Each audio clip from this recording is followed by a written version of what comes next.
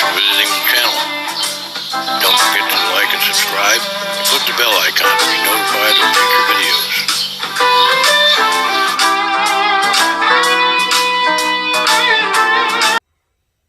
Hey folks, Dan Ryan here.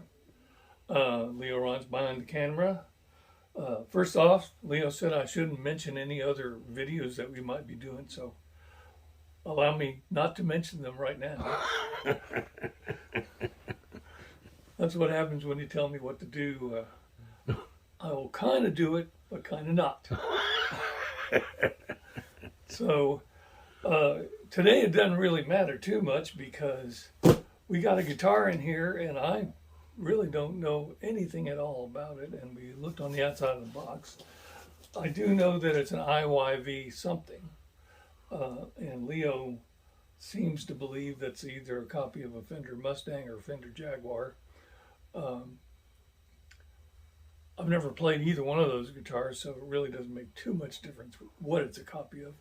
But nonetheless, we're going to take it out of the box and see how it sounds. Sorry, son's calling. Sorry there, Patrick.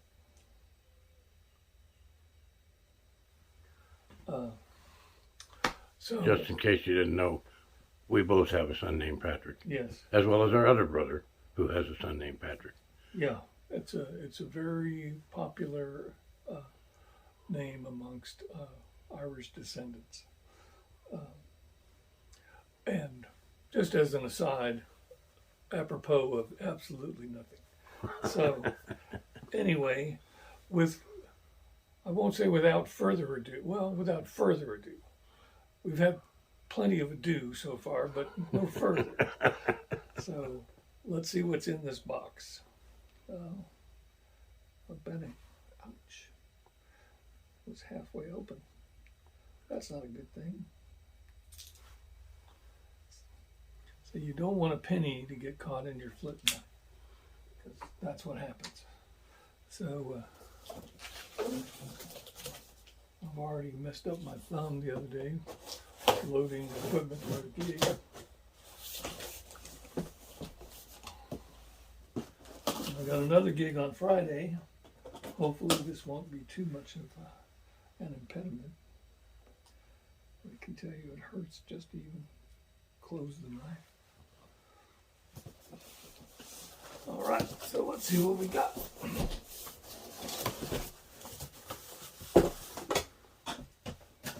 Appears to be in one piece. That is it's the whammy bar. I was going to say, man, that's the longest Allen wrench I've ever seen. So it's got an Allen wrench and a whammy bar. Kind of typical.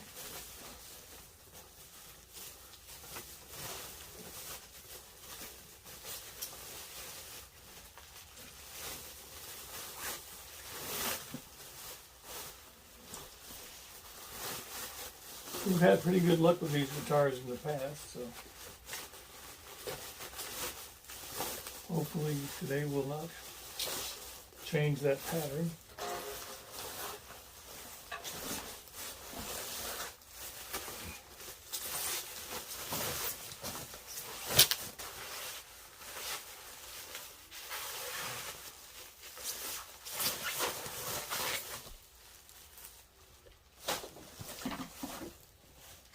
Oh. Okay, so it's quite flashy in a kind of 50s and 60s kind of way. It's got a pearloid pickguard. It's got two switches that do something here. I don't know what. I guess we'll try to figure it out as we look at the guitar. One tone and one volume. It's got a top-mounted plug, which is not my favorite, but you know, it's not the only guitar in the world that has that. It's got this kind of antique, you know, this is the way the white finishes from back then ended up after, you know, a couple of decades and playing in smoke-filled rooms, etc. this is really strange here. The receptacle for the whammy bar is between the E and the B string. That would make me a little bit nervous, to tell you the truth. But I guess that's the way they were designed back then. Assuming that they tried to make a somewhat faithful copy of this. The finish doesn't appear to have any flaws on it that I can see. And just a plain old chrome backplate, maple neck, very nicely finished. I've given up trying to predict what the hell kind of wood is on fingerboards anymore because I'm almost always wrong. Rosewood-like. Yes, it's a rosewood looking fingerboard. It may be made out of old whale carcasses, I don't know, but the frets are very nice, very well dressed. No sharp edges whatsoever along the neck. So far, the action feels okay, but we haven't tuned it up yet, so we'll see how that goes. The tuning heads are, kind of typical Far Eastern guitar tuning heads. And, so far, except for that guitar there and one other we reviewed, these tuning heads have always done the job pretty well. Got a nice tunematic bridge on it. And it says Destiny CNC wound pickups. Like all IYV guitars. I don't know, well, if you've ever worked in a manufacturing plant, a CNC machines do a lot of different things. So the fact that they're CNC wound is kind of like made by a machine. And that doesn't mean they're bad, doesn't mean they're good, it just means they're made by a machine. It does mean it probably costs less to manufacture them than if you had an actual human being doing the windings. And if you have your machine set correctly, it probably means that they're much more consistent because the machine's doing it and the machine does pretty much the same way every time. All in all, pretty simple guitar, not a bad looking guitar at all. I'm not a big fan of this body shape. This is kind of pre-Strat, I guess, kind of heading towards the Strat, or maybe one of the alternate designs that came out kind of at the same time as the Strat and the Telecaster. And I know the Fender had the Mustang and the Jaguar, and I'm not really sure which body style this is supposed to be emulating, but I would say Jaguar if I had to guess, because I think the Jaguar was a little longer. Anyway, there's the guitar, and as per usual, we'll stop now and tune it up and go run through the pickups. I guess that's what these switches are for, because there is no pickup control, so you can have them on or off. I would assume. So you can have them both on, one on, or the other one on. All right. Well, one mystery solved, and we're now going to tune it up, and we'll be back in just a minute. Thanks. Hey folks, Dan Ryan again. We're back here today looking at this IYV copy of a Fender Mustang guitar. We went out on the web and looked up Mustang and Jaguar, and this is definitely the Mustang body shape. Before we try the pickups, we put the whammy bar in, and there's a little bit of a problem with this top-mounted plug and the whammy bar, which is the only way you can get it out of the way is go all the way back around like this. And it is a very long whammy bar, but if you do this, it just falls out on the floor.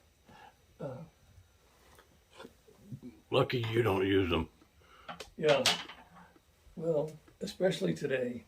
Although it could get very uncomfortable having this kind of tall post sticking up where you would normally try to be muting strings and stuff. Anyway, I don't know if that's an IYV design feature or their copy of a Fender design feature. Either way, it's not a particularly convenient design feature. And could be an explanation for why these designs did not stand the test of time like the Strat or the Telecaster. So anyway, we're going to go through the pickups. Rather than having a rocker switch, these pickups are just on or off. So this is just the neck pickup being on, and so here's how it sounds.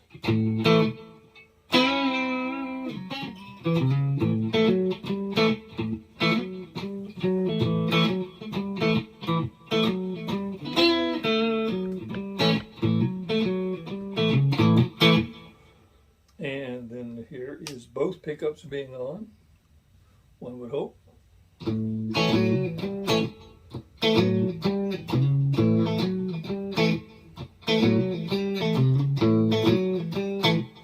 So if you want to play surf guitar, this could be the one for you. And then here is just the bridge pickup. It's already slipped out of tune. We've tuned it up about 4 or 5 times already.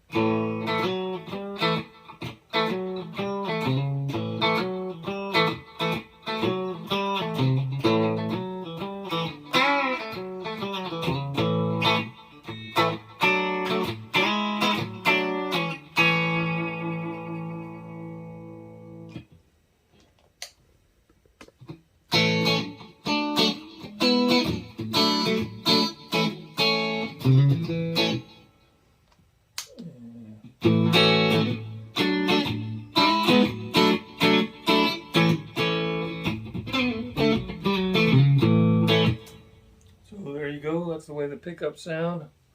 We're going to retune one more time, and then we're going to play a little something for you and see how it goes. Back in a minute. Thanks.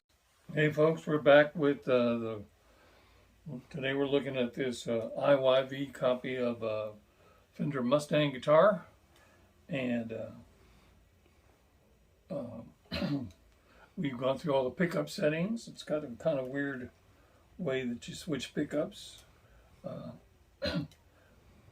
You know, it's certainly a playable guitar, but there are a couple of oddities about it. We've already gone over them. We're going to play another track by our friend Sebastian Zunino. We did one of his tracks, I think, playing the Strat copy that was kind of, they called it brown, but it was kind of looked like a sunburst finish. Anyway, thank you, Sebastian, for your track. This is Autumn Groove backing track in B minor. In case you're looking for it to play with it yourself. Before I go any further, if there are backing tracks that you like to play to that we haven't played, you know, don't try to trip me up if you don't mind. But you know, if it's just something, you know, a nice piece of music, and you want to post in the comments something that you might like to hear, we wouldn't mind hearing that at all. And also today, and what is today? Today is October 27th, I think so. Is our friend Jonathan Coe's birthday. So, Jonathan, happy birthday to you. And now we're going to play the track.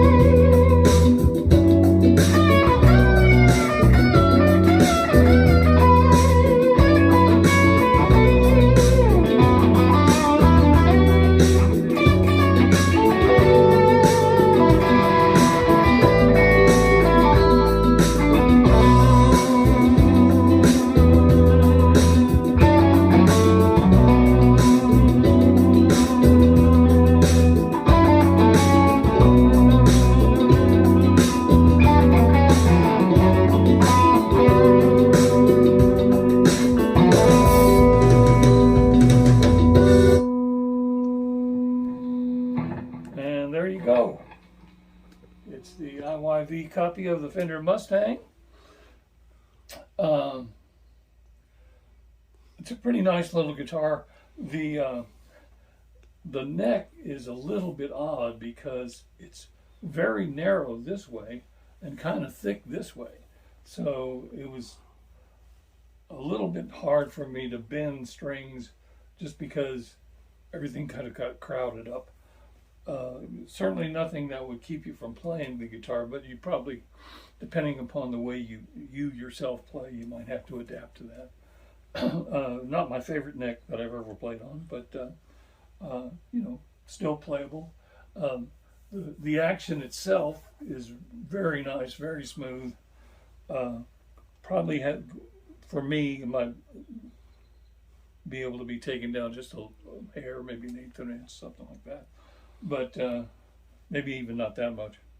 The whammy bar, I don't know what to tell you about that. If you're going to use it, keep track of it. Because if you put the guitar on the stand or bend over to pick something up off the floor, it's liable to be gone. So that's not really a complaint because I don't use whammy bars anyway, but if you do, you want to know, either have extras or know where this one is. Anyway, I'm Dan Ryan. Leo Ryan's running the camera, as usual.